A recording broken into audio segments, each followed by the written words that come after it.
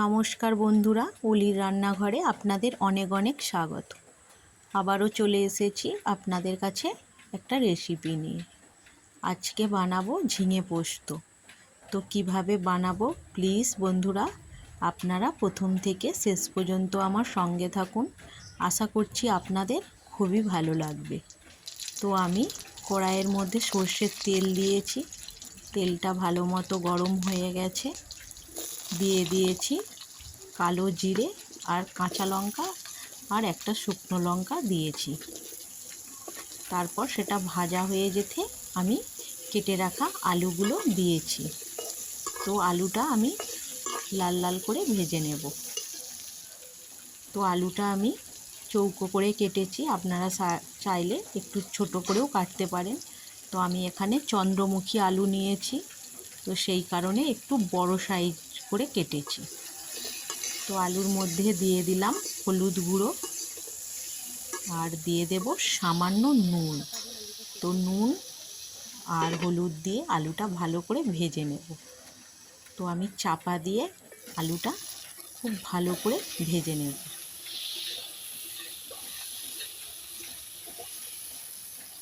তো আলুটা আমার ভাজা হয়ে এসেছে। তো আবারও আমি একটু চাপা দিয়ে দিলাম যাতে আলুটা 90% ভাজাতেই হয়ে যায়। তো আলুটা ভালো মতো সেদ্ধ হয়ে এসেছে। ঠিক এই পর্যায়ে আমি দিয়ে দিলাম কেটে রাখা ঝিঙে। তো ঝিঙে আলু একসাথে ভেজে নেব। তো চাপা দিয়ে দিলাম যাতে একটু নরম হয়ে যায়। তো উল্টে পাল্টে ভালো করে নরম করে নেব।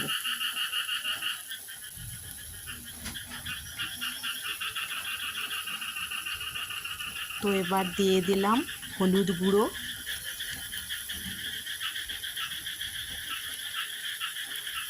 দিয়ে দিলাম সর্ষের তেল। তো এবার আমি একটু ভালো করে কষিয়ে নেব। আর ঝিঙে পোস্ত খেতে কার না ভালো লাগে বন্ধুরা। তো ভালোভাবে একটু কষিয়ে নিচ্ছি।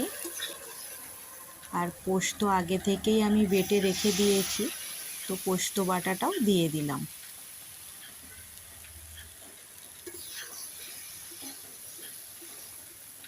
আর আমি এখানে গুঁড়ো লঙ্কা ব্যবহার করব না, মানে লঙ্কা গুঁড়ো ব্যবহার করব না। আপনারা চাইলে দিতে পারেন। তো আমি এখানে কাঁচা লঙ্কারই বানাচ্ছি, আপনারা চাইলে একটু লঙ্কা গুঁড়ো দিতে পারেন, তাহলে রঙটা ভালো লাগবে। তো কষিয়ে নিয়েছি, এবার আমি দিয়ে দিচ্ছি জল। তো পরিমাণ মতো জল দিয়ে দেব। দিয়ে আমি চাপা দিয়ে ভালো করে সেদ্ধ করে নেব। তো ঝিঙে পোস্ত বানাতে খুব বেশি সময় লাগে না, হাতে সামান্য সময় থাকলেই হয়ে যাবে। আর খেতেও কিন্তু রেসিপিটা ভীষণ টেস্টি হয়। চাপা দিয়ে সেদ্ধ করে নেব। আর আলু ভাজার সময় আমি নুন দিয়েছি, আর একটু আমি নুন দিয়ে দেব।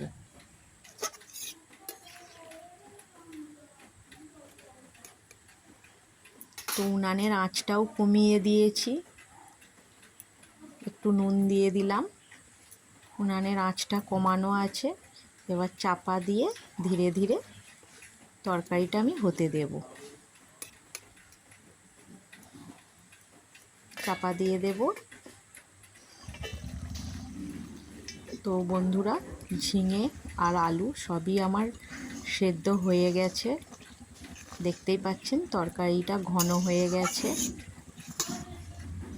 তো আর কিছুই লাগবে না, আমি সামান্য ঘি দিয়ে নামিয়ে নেব। আর আপনারা চাইলে সর্ষের তেলও দিতে পারেন, তবে কি বলুন তো, ঘি দিলে টেস্টি লাগে, খেতে ভীষণ টেস্টি হয়। তো আমি ঘি দিয়ে দিচ্ছি এখন।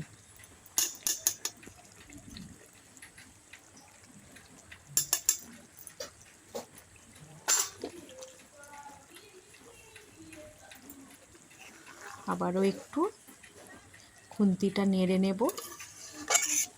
আমার ঝিঙে পোস্তটা বানানো একদম রেডি। এবার নামিয়ে নেব, আর গরম গরম ভাতের সাথে একদম জমে যাবে। ভীষণই টেস্টি একটা রেসিপি। তো নামিয়ে নিচ্ছি। তো বন্ধুরা, আমার এই রেসিপিটা আপনাদের কেমন লাগলো কমেন্ট করে জানাবেন, আর যদি ভালো লেগে থাকে চ্যানেলটা সাবস্ক্রাইব করে দেওয়ার অনুরোধ রইল, আর পাশে থাকা বেল আইকনটা অবশ্যই প্রেস করবেন।